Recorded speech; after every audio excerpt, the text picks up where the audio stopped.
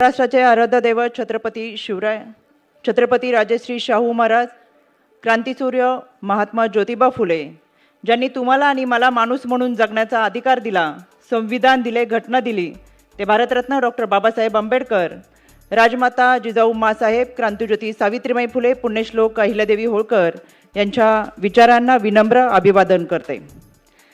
आज जागतिक महिला दिनाचा औचित्य साधून या ठिकाणी जो सन्मान सोहळा आयोजित केलेला आहे, या कार्यक्रमाच्या निमित्तानं ज्यांच्या प्रमुख उपस्थितीमध्ये, ज्यांच्या मार्गदर्शनाने हा कार्यक्रम होतोय, त्या महाराष्ट्र राज्याच्या पहिल्या उपमुख्यमंत्री आदरणीय सुनेत्रावहिनी अजितदादा पवार यांचं मी मनपूर्वक स्वागत करते।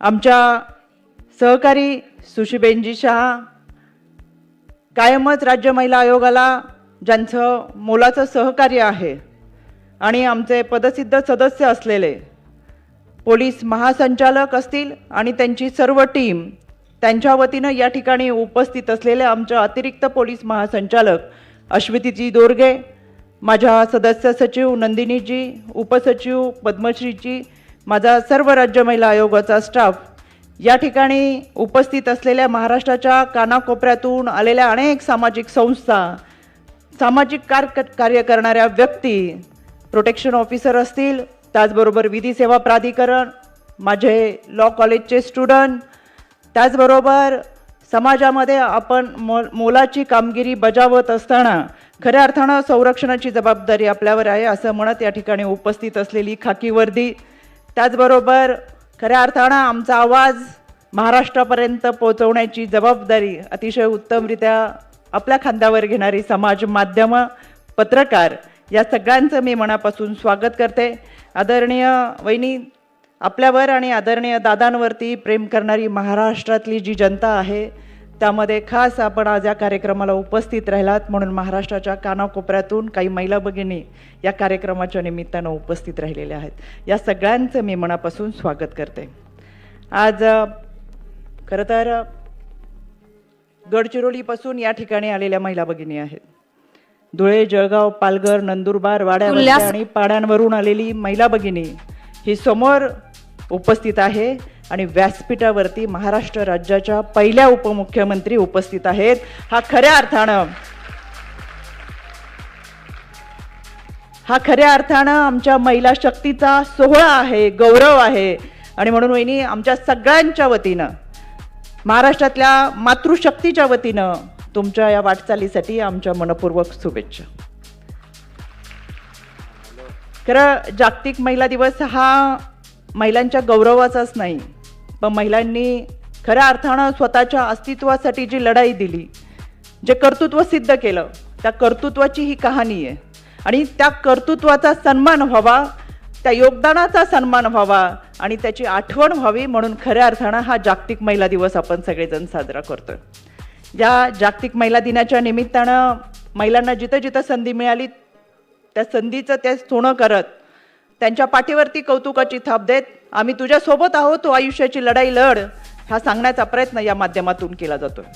कुटुंबापासून, म्हणजे चूल आणि मूल सांभाळत असताना, कुटुंबापासून केंद्राचं अर्थव्यवस्था मांडेपर्यंत, शिक्षणापासून पुढच्या सामाजिक कार्यापर्यंत, त्याचबरोबर राजकारणापासून विविध क्षेत्र तिने पादाक्रांत केली, आणि या सगळ्यांमध्ये आयुष्यामध्ये अनेक अडचणी तिला आल्या असतील, पण मी कायम सांगते, 9 महिने 9 दिवस गर्भात वाढवलेल्या बाळाला जन्म देताना कदाचित तिला त्या वेदना होतात, पण ती वेदना सहन करण्याची ताकद फक्त तिच्यामध्येच असते।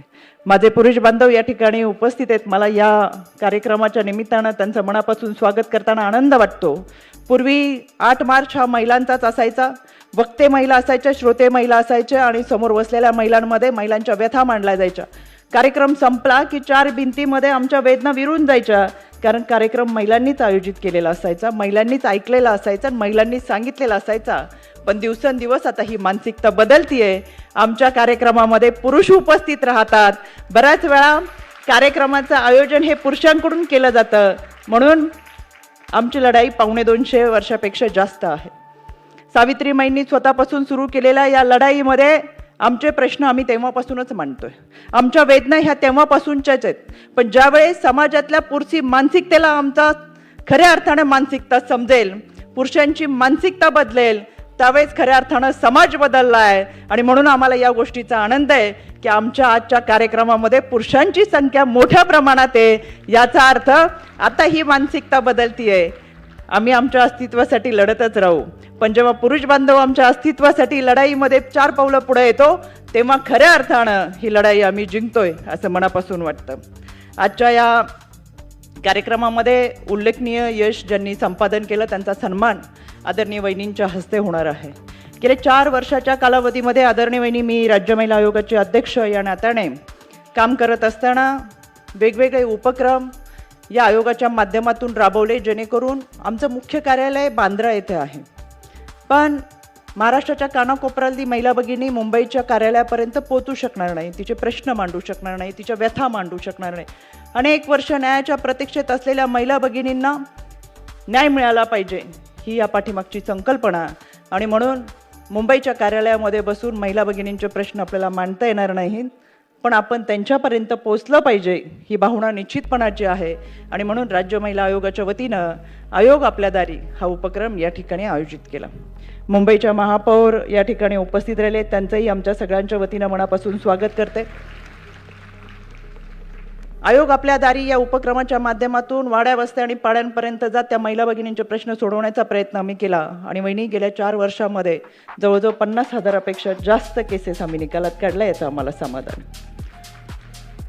या सगळ्या उपक्रमाच्या माध्यमातून खरं तर आज आपण अनेक उद्घाटन या ठिकाणी करणार आहोत, अनावरण करणार आहोत.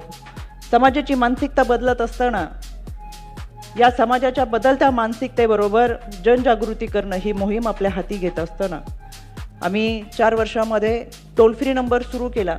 आणि तो महाराष्ट्रामध्ये सगळ्या राज्यांमध्ये महाराष्ट्र हे पहिलं राज्य आहे ज्यांनी स्वतःचा टोल फ्री नंबर सुरू केला.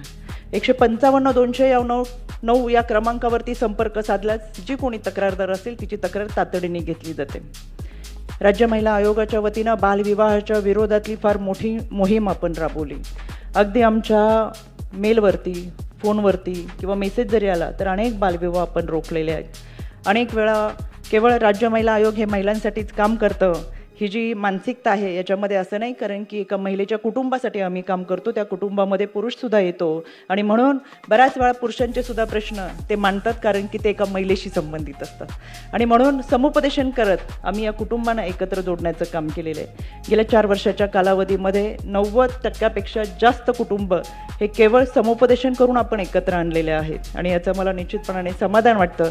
आदरणीय वहिनी, घटना घडून गेल्यानंतर त्याच्याबद्दल आपण खेद व्यक्त करत असताना किंवा त्याच्यानंतर आपण त्यांचं समुपदेशन करण्यापेक्षा घटना घडूच नये किंवा कुटुंब म्हणजे काय, कुटुंब संस्था म्हणजे काय, विवाह म्हणजे काय, विवाह संस्था काय, सासर काय, माहेर काय आणि आपली जबाबदारी काय, हे त्या महिलेला आणि तितकंच त्या मुलाला देखील समजलं पाहिजे.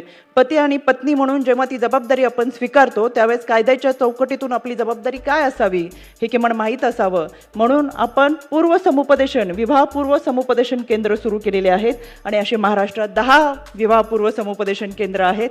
घटना घडून गेल्यानंतर समुपदेशन करण्यापूर्वीपेक्षा घटना घडू नये किंवा कायद्याच्या चौकटीतून आपण गंभीररित्या वागलं पाहिजे, ही भूमिका निश्चितपणाने या समुपदेशन केंद्राच्या माध्यमातून मांडली जाते. विधवा विवाह प्रथाच्या विरोधात आपण फार मोठी मोहीम राबवली. खरं तर याची सुरुवात मी माझ्या कुटुंबापासूनही केली. माझे सख्खे काका गेल्यानंतर काकूच्या गळ्यातलं मंगळसूत्र कोणी काढायचं नाही, कपाळाचं कुंकू कोणी पुसायचं नाही. खऱ्या अर्थानं पायातली जोडवी असते, हातातील बांगड्या काढण्याची प्रथा आजही ग्रामीण भागामध्ये आहे. मला असं वाटतं जागतिक महिला दिनाच्या निमित्तानं हा संकल्प जरूर असावा. शेवटी एक महिला भगिनी माहेरवरून जेव्हा सासरी येते तेव्हा ती सर्वस्व सोडून माहेरचं सासरी येताना बऱ्याच वेळा पत्रिका जुळत नाही म्हणून स्वतःचं नावसुद्धा बदलून येते. स्वतःचं नाव बदलते, वडिलांच्या नावाच्या जागी नवऱ्याचं नाव लागतं, आडनाव बदलतं, सासरचं आडनाव लागतं.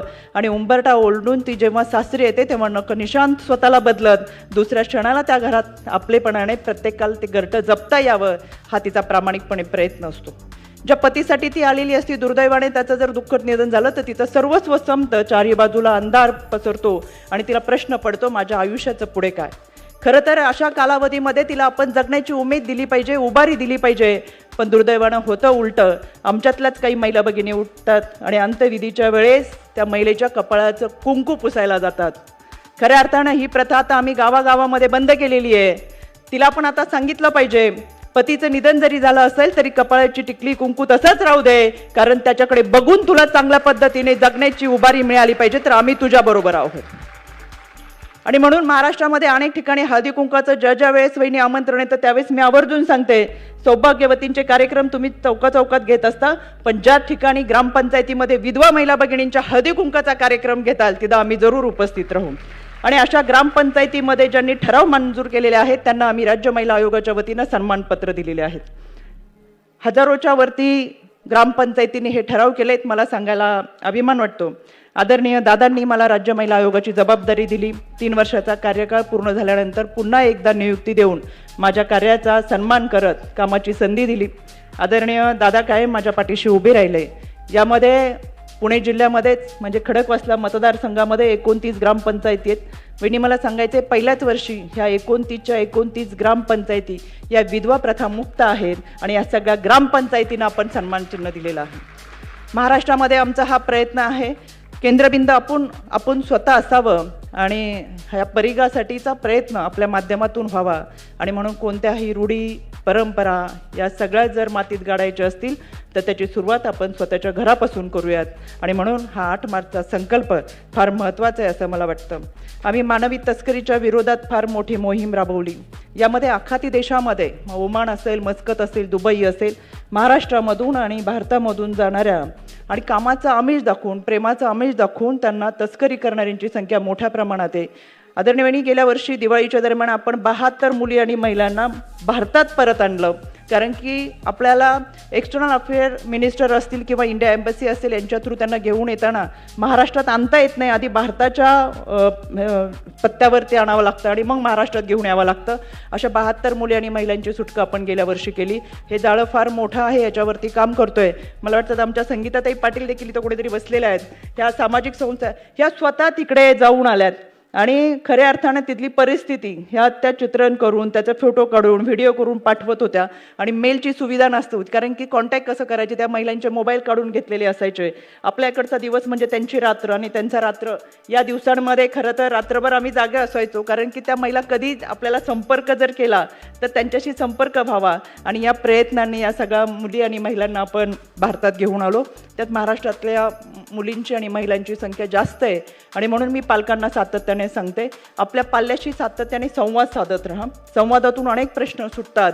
आणि म्हणून अशा कोणत्याही आमिष असतील त्यांना बळी न पडता खऱ्या अर्थानं समाजामधलं वास्तव काय हे आपल्याला सांगता आलं पाहिजे. या सगळ्यांमध्ये काम करत असताना आम्ही आरोग्यवारीसाठी मोठी मोहीम राबवली. गेले 4 वर्षामध्ये देहू आळंदीवरून निघणारी वारी जेव्हा पंढरीला पोचते, या वारकरीमध्ये जात असताना खरं माझं वारकरी कुटुंब आणि म्हणून लहानपणापासून वडिलांसोबत वारीत एक दिवस जाताना प्रश्न पडायचा. ज्यावेळेस कळत होतं तेव्हा की वयात येताना आपल्याला मासिक पाळी येते, तशी या महिला भगिनी इतक्या चालतात. आपल्याकडची वारी ही 28-29 दिवस चालते. नाशिकवरून त्र्यंबकवरून निघणारी वारी आपल्या अगोदर 10 दिवस निघते. त्याच पद्धतीने जळगाववरून निघणारी वारी ही त्याहीपेक्षा 5 दिवस अगोदर निघते. म्हणजे जवळजवळ 1.5 महिना या महिला भगिनी वारीत असतात. आणि मग एकदा तरी मासिक पाळीला सामोरं जावं लागतं. त्यावेळेस या महिला भगिनी काय करत असतील, कशा पद्धतीने त्या हे सगळं चेंज करायचं किंवा कुठे वस्त्र वापरायचं आणि त्याच्यासाठीच्या सुविधा कुठं असतील, हा प्रश्न कायम मनामध्ये होता. पण अगदी प्रारब्ध या गोष्टीवर माझा विश्वास आहे. सुदैवाने मला आयोगाचे अध्यक्ष म्हणून काम करायची संधी मिळाली. पहिल्या वर्षापासून आम्ही आरोग्यवारी सुरू केली आणि सांगायला समाधान वाटतं, वारीमध्ये चालणाऱ्या लाखो महिला भगिनींसाठी दर 5 ते 10 किलोमीटरच्या अंतरावरती आपण चेंजिंग रूम असेल, त्याचबरोबर हिरकणी कक्ष असेल, त्यांच्यासाठी मेडिकल स्टाफ असेल, ह्या सगळ्या सुविधा दिल्या. आणि ही वारी अतिशय चांगल्या पद्धतीची देत असताना प्रत्येक ठिकाणी sanitary napkin, vending, burning machine सहित आपण उपलब्ध करून दिलं. आणि म्हणून देहू आळंदीतून निघणारी महिला भगिनी ज्यावर पंढरपूरमध्ये पोहोचते तेव्हाच केवळ ही वारी ही विठुरायाच्या आनंदाची तर व्हावी, पण तिच्या आरोग्याची सुद्धा ती सुलभ व्हावी, हा प्रयत्न झाला. आणि म्हणून आज ही वारीत असंख्य महिला भगिनी भेटतात. मी स्वतः वारीत चालताना त्याचा अनुभव घेते, पाहणी करते. आणि या महिला भगिनी जेव्हा नऊवारी साडीतली डोक्यावर पदर घेतलेली एखादी जनाबाई आपल्याला भेटते आणि सांगते, यावेळेस वारीत आमची चांगली व्यवस्था झाली, त्यावेळेस खऱ्या अर्थानं आयुष्याचं सार्थक झालं असं मनापासून वाटतं, असं मला आवर्जून सांगायचं आहे. आपल्याकडे महाराष्ट्रामध्ये 43% जास्त महिला भगिनी ह्या वर्किंग वुमन म्हणून काम करतात. आदरणीय समोर जर पाहिले असेल तर अनेक वेगवेगळ्या क्षेत्रातल्या महिला भगिनी काम करतात, पण यासाठीचा राज्य सरकारचा जो शासकीय धोरणाचा जी होता त्याच्यामध्ये कामाच्या ठिकाणी लैंगिक अत्याचार होऊ नये, प्रतिबंध, मनाई आणि निवारण 2013 हा पॉश ॲक्टचा कायदा अस्तित्वात होता. पण दुर्दैवाने भारतरत्न डॉक्टर बाबासाहेब आंबेडकरांनी तुम्हाला मला संविधान दिलं, शस्त्र दिलं, पण आम्ही ते वाचायला कमी पडलो. ज्या सावित्रीबाईंनी स्वतःच्या अंगा खांद्यावर शेणामातीचे गोळे झेलले की पुढे जाऊन माझ्या जिजाऊ सावित्रीच्या लेकींनी हे संविधान वाचलं पाहिजे याच्यासाठी लढा दिला. पण मला कुणाच्या भावना दुखवायच्या नाही, पण आवर्जून सांगायचंय आम्ही जरा पोथ्या पुराणांमध्ये जास्त अडकलो आणि म्हणून संविधान आमचं अजूनही वाचायचं राहिलंय. सासरी जाणाऱ्या लेकीला 4 वाट्या 5 ताटं 2 चमचे देण्यापेक्षा बाबासाहेबांचं संविधान जर हातात दिलं आणि सांगितलं लढ, तुझं हे शस्त्र आहे, तर मला असं वाटतं आयुष्याची लढाई ती कणखरपणे लढेल. कारण आईपणाचं फार मोठं जबाबदारीचं ओझं मानेवर घेऊन आपण जेव्हा वागतो त्यावेळेस मला त्या आईला आवर्जून सांगायचंय, बाईपणाची संकट अनेक सहन केली, बाईपणाच्या अनेक वेदना सहन केला, बाईपण म्हणून आपण ते झेलत आलो. पण आता जर तू आई असशील तर आईपणासाठी त्या लेकीच्या पाठीमागं मात्र खणकर उभी राहा, कारण आता मातृत्वाची लढाई सुरू होती. आणि म्हणून त्या आईने त्या मुलीच्या पाठीशी उभं राहून सांगितलं पाहिजे, लग्नाच्या भोवल्याच्या बाजारावरती आता तिचा लिलाव होता कामा नये, दिसण्यावरून नाही तर तिच्या कर्तृत्वावरून खऱ्या अर्थानं तिचा सन्मान झाला पाहिजे. आणि म्हणून हुंडाबळीच्या विरोधातली मोठी चळवळ आपण उभी केली. हुंडाबंदी ह्या कायद्याच्या माध्यमातून अनेक ठिकाणी जेव्हा वेणी जातो तेव्हा आम्हाला लोक विचारतात कायद्यामध्ये बदल का नाही केला. खरं तर त्या क्षणाला आपण त्यांना प्रश्न विचारू शकतो, पण आपण कुणालाही उत्तर देत नाही.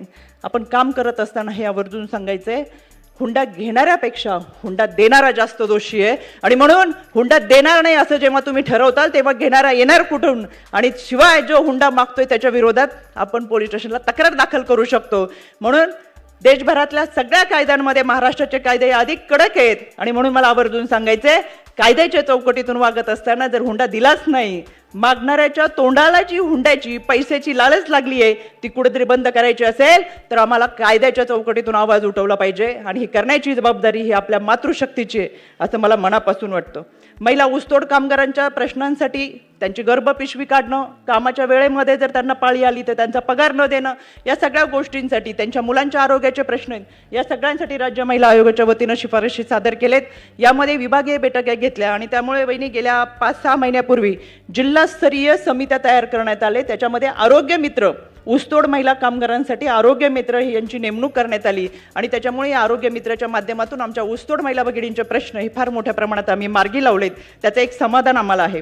गेल्या 4 वर्षामध्ये आपण 15 ऑगस्ट 26 जानेवारीला विशेष ग्रामसभा आयोजित करतो. यामध्ये महिला सुरक्षिता, हुंडाबंदी आणि विधवा प्रथेच्या विरोधातल्या या बैठकीमध्ये ठराव करून घेतो, जेणेकरून त्या महिलांना आपल्याला सन्मान देता येईल. या सगळ्यामध्ये पॉश ऑडिटच्या माध्यमातून जसं मी मगाशी सांगितलं तसं आयोगाच्या माध्यमातून गेले 9 महिन्यामध्ये पाठपुरावा करून या पॉश ऑडिट म्हणजे IC कमिटींमध्ये आता सुधारणा करत IC ऑडिट केलेलं आहे. म्हणून काम करणाऱ्या महिला भगिनींना मला आवर्जून सांगायचे, तुम्ही कुठेही असा, ज्वेलरीच्या शॉपमध्ये काम करत असताल, साड्यांच्या शॉपमध्ये करत असताल, पार्लरमध्ये असताल, मॉलमध्ये असताल, शासकीय निमशासकीय खाजगी आस्थापना कुठेही असा, तुमच्यासाठी IC कमिटी महत्त्वाची आहे. तुम्ही त्या कामाच्या ठिकाणी गेल्यानंतर पहिला ICचा बोर्ड बघा, तो बोर्ड ॲक्टिव्ह आहे का ते बघा. कुठलाही वरिष्ठांनी तुम्हाला कामाच्यासाठी किंवा इतर वेगळ्या भावनेने त्रास दिला तर ICकडे तुम्ही तक्रार नोंदवू शकता.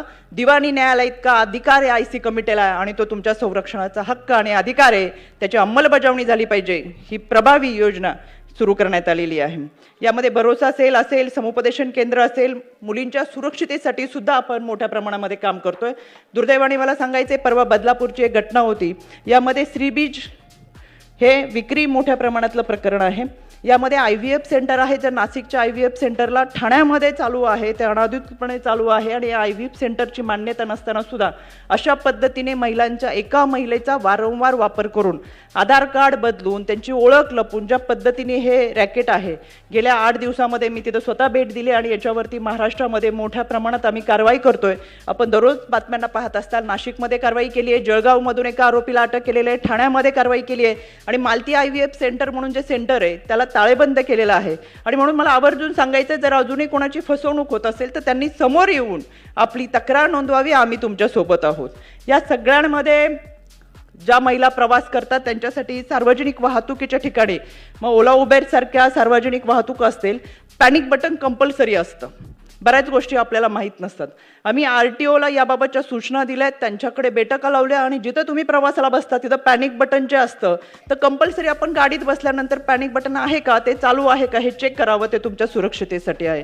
आणि याच्यासाठी सुद्धा आपण ज्यांची पॅनिक बटनची व्यवस्था अजूनही नाही ती सार्वजनिक वाहतूक व्यवस्था त्यांना आपण चाचपणी करण्यासाठी परत एकदा पाठवलेलं आहे. खरं महाराष्ट्रामध्ये आर्थिक पाहणी केली गेली त्यावेळेस लक्षात आलं की 12,71,00,000 लोकांकडे मोबाईल आहेत आणि या 12,71,00,000 लोकांपैकी 11,36,00,000 लोक इंटरनेट वापरतात. आता इंटरनेट प्रत्येक ठिकाणी पोचले, पण ज्या पद्धतीने AIच्या तंत्रज्ञानाच्या युगामध्ये आपण आलो, नव्या जमान्यामध्ये आपण आलो, त्याच पद्धतीने त्यांचे प्रश्न सुद्धा तितक्या मोठ्या प्रमाणात वाढले. आणि म्हणून आता फोटो मॉर्फ करणं, एका व्यक्तीचं करणं किंवा कुटुंबाचं करणं आणि सोशल मीडियावरती धमकी देणं, त्या महिलेची फसवणूक करणं, त्यांची पैशाची फसवणूक करणं, असे प्रकार आता दिवसेंदिवस वाढतात. म्हणून आमच्या समवेत असलेला अश्वितीजी याच्यामध्ये यांचा मोठा सहभाग आहे. आणि आज या निमित्तानं आपण सायबर वेलनेस सेंटरचं उद्घाटन आदरणीय वहिनी आपल्या हस्ते करतोय. आणि मला सांगायला अभिमान वाटते, देशातलं हे पहिलं सेंटर आहे जे आज राज्य महिला आयोगाच्या माध्यमातून सुरू होते आणि त्याचं उद्घाटन आमच्या राज्याच्या पहिल्या उपमुख्यमंत्री करतात. हे महिलांच्या सुरक्षतेसाठी असलेलं सायबर वेलनेस सेंटर जे आज आपण पाहणार आहोत, या ठिकाणी त्याचं उद्घाटन आणि कशा पद्धतीचा वापर होईल ते देखील आपण पाहतोय. त्याचबरोबर आपण या महिला आयोग सन्मान पोर्टल सुरू करतोय. इथून मग वहिनी 30 वर्षाचा कालावधी हा राज्य महिला आयोगाला लाभला, पण ज्यावेळेस मी पदभार घेतला त्यावेळेस लक्षात आलं 7-7.5 कोटी महिला भगिनींवर काम करत असताना आयोगामध्ये केवळ 17 कर्मचारी काम करतात. आणि इतक्या मोठ्या आयोगाला सुचबेन जे आपण पहिले होतात, आमच्या अगदी बसण्याच्या व्यवस्थेपासून फार अवस्था वेगळी आहे. त्याच्यामुळे इतक्या मोठ्या संख्येने काम करणाऱ्या आयोगाला त्या पद्धतीचा निधी, त्या पद्धतीची मनुष्यबळ, त्या पद्धतीची यंत्रणा हे गेल्या काही वर्षामध्ये आपण सातत्याने प्रयत्न करून आदरणीय दादांच्या माध्यमातून, दादांनी सकाळी 7:30 वाजता मंत्रालयामध्ये आमची बैठक लावली होती, आपण पण होतात. आणि मग मावीम असेल, बाल हक्क आयोग असेल, राज्य महिला आयोग असेल, यांच्यासाठी प्रयत्न करत आम्हाला ह्या यंत्रणा देण्याचा प्रयत्न केला. गेल्या महिन्यामध्ये आमचा आकृतीबंध मंजूर झाला, पण अजून तो आमच्यापर्यंत आलेला नाही. त्याच्यामुळे 17 लोकांवरती 7 कोटी महिला भगिनींची जबाबदारी आणि त्यांच्या सुरक्षतेसाठी आम्हाला काम करावं लागतंय. पण तरीसुद्धा मी माझ्या स्टाफचं मनापासून कौतुक करेल. केवळ घरचे आहेत किंवा आयोगाचे आहेत म्हणून नाही, पण बिचारे दिवसा काम करून रात्रीच्या वेळेमध्ये सुद्धा येणाऱ्या प्रत्येक तक्रारीची दखल आम्ही घेत असतो. आणि आता याच्यात सुधारणा म्हणून, कारण की आमच्याकडे DV केसेस मोठ्या प्रमाणात येतात, त्याचबरोबर चाइल्ड मॅरेजच्या केसेस असतील, या केसेसमध्ये सुद्धा आणि काउन्सिलिंग करणं ही सगळी जबाबदारी आमच्या आयोगाच्या माध्यमातून पार पाडली जाते. पण यामध्ये सुधारणा व्हावी, त्या पोर्टल आपण AVच्या द्वारे पाहणारच आहोत. आता आम्ही एक पोर्टल आज आपल्या हस्ते या ठिकाणी उद्घाटन करतोय. यामध्ये महाराष्ट्रातल्या कानाकोपऱ्यातली कोणतीही तक्रारदार महिला त्या पोर्टलवर तक्रार नोंदवू शकते, जेणेकरून तक्रार नोंदवल्यानंतर तिची तक्रार पोलीस स्टेशनला गेली का, भरोसा सेलला गेली का, विधी सेवा प्राधिकरणाकडे गेली का, काउन्सिलिंग सेंटरला गेली का, हे तिला आता मेसेजद्वारे समजणार तिच्या. त्याच्यामुळे आता इथून पुढे आयोगावर कोणी टीका करायचं कारण नाही की आम्ही तक्रार केली आणि कारवाई झाली नाही. बऱ्याच वेळेस आमच्याकडे तक्रार करत पण नाहीत, पण तरी सुद्धा सांगतात की तक्रार केली. आता असं होणार नाही. अतिशय पारदर्शक अशा पद्धतीने, आणि बहिणीला त्रास होतोय तर भाऊ सुद्धा तक्रार करू शकतो. आणि महाराष्ट्रातले सर्व पोलीस स्टेशन या पोर्टलला जोडलेले असल्यामुळे तातडीने पोलिसांशी आता संपर्क होणार. त्याचं उद्घाटन आज आपल्या हस्ते होतंय. गेल्या अनेक दिवसामध्ये काम करत असताना महाराष्ट्रामध्ये आमच्या महिला भगिनी अन्यायाच्या विरोधात लढतात. मग तो सावकारीच्या विरोधातला लढा असेल, तो लॉकडाऊन कालावधीमध्ये तिचं घर हिरावून घेतलं त्याच्या विरोधातला तिचा लढा असेल, किंवा कामाच्या ठिकाणी अत्याचार होत असताना तिला लढावं लागलं असेल, या सगळ्यांच्या संदर्भात ती लढतीये. आणि ह्या सगळ्या सक्सेस स्टोरी आज आपण पुस्तकाच्या माध्यमातून आपल्या हस्ते त्याचं प्रकाशन करतोय. ह्या सक्सेस स्टोरी देण्यापाठीमागचं कारण एकच, कथा जरी एका महिला भगिनीची असेल तरी प्रश्न असंख्य महिला भगिनींचे आहेत. त्या एका कथेतून तिचा प्रश्न हा बाकीच्यांकडे पाहून सुटण्यासारखा असेल आणि म्हणून तिला प्रेरणा मिळावी, संघर्षाची प्रेरणा मिळावी, जगण्याची प्रेरणा मिळावी, यासाठी आजचं पुस्तक प्रकाशन आपल्या हस्ते आम्ही या ठिकाणी करतोय. आज अनेक कार्यक्रमांचं उद्घाटन आदरणीय वहिनी आपल्या हस्ते होतंय. 8 मार्च हा जागतिक महिला दिवस म्हणून जरी आपण साजरा करत असेल तर मी कायम सांगते, एका दिवसाचा सन्मान आम्हाला नको, 365 दिवस आम्हाला सन्मानाने वागणूक द्या. शेवटी आम्ही तुमच्या 50% मधला 51% सुद्धा मागत नाही. जो 50% आमचा आहे त्याच 50% मध्ये आम्ही सन्मानाने लढू. पण हा सन्मान देताना समाजाची मानसिकता बदलली पाहिजे. पाहिजे आणि म्हणून ही समाजाची मानसिकता बदलण्याची सुरुवात आपण आपल्या घरापासून करूयात. या सगळ्यांमध्ये आज राज्य महिला आयोगाच्या वतीनं अनेक विषय आहेत जे आपल्यासमोर मला मांडण्याची संधी मिळाली. आदरणीय वहिनी, आपण अतिशय शॉर्ट मेसेजमध्ये तात्काळ आमची राज्य महिला आयोगाची विनंती स्वीकारून या कार्यक्रमाला आपल्या व्यस्त वेळामधून उपस्थित राहिलात. मी महाराष्ट्रातल्या आमच्या तमाम महिला भगिनींच्या वतीनं राज्य महिला आयोगाच्या वतीनं पुनश्च एकदा आपले मनापासून आभार व्यक्त करते. या कार्यक्रमाच्या निमित्तानं उपस्थित सर्व सन्माननीय व्यासपीठ, या महाराष्ट्राच्या कानाकोपऱ्यातून आलेले आमचे सर्व सामाजिक संस्था पदाधिकारी, या सगळ्यांचे मी मनापासून आभार व्यक्त करते.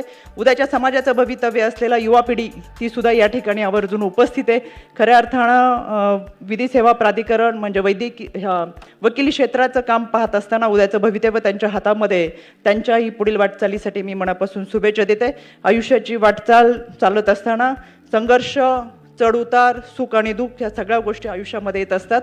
आदरणीय वहिनी, आपण खरं तर दुःखाचा डोंगर आपल्यावर कोसळलेला असताना भावना महत्त्वाच्या आहेत, पण त्याच्यापेक्षा देशसेवा, राज्यसेवा आणि आपला जो समाजसेवेचा मानस आहे तो फार महत्त्वाचा आहे. आपण आपल्या कृतीतून दाखवून दिलं.